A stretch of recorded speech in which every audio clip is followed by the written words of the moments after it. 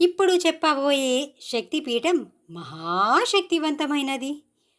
9వ శక్తిపీఠం ఉజ్జయిని మహంకాళి.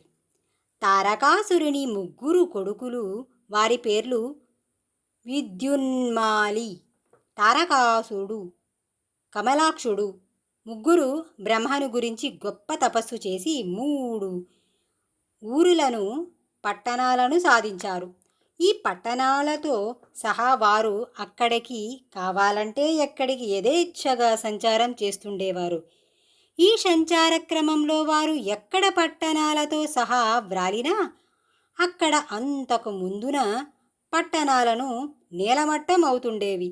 ఈ విపత్తుకు తాళలేక అందరూ మహాదేవుని ప్రార్థించగా మహేశుడు వారందరికీ అభయమిచ్చాడు.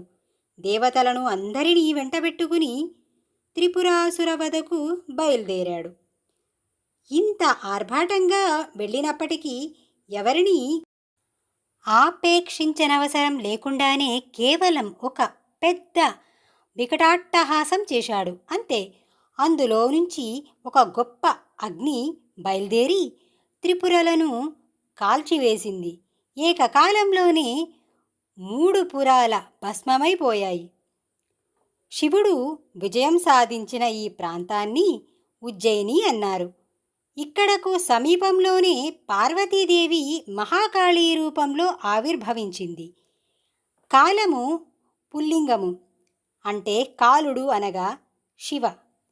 యమశబ్ద వ్యాచుడు. కాళీ స్త్రీలింగము. ఆయన మహాకాలుడనే జ్యోతిర్లింగ రూపుడై ఇక్కడ వెలియగా మహాకాళిగా శివసతి శక్తిపీఠం రూపిణి అయినది.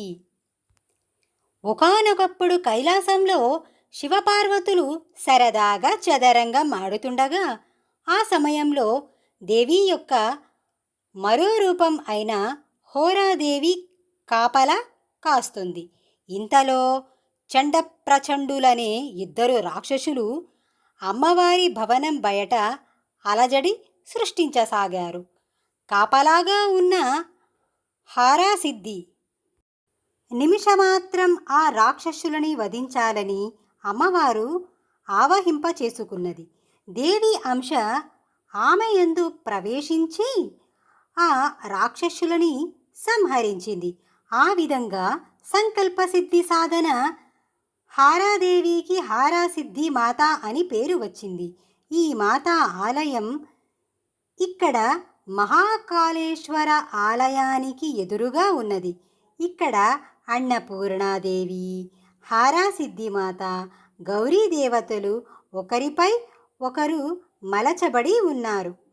జయ జయ.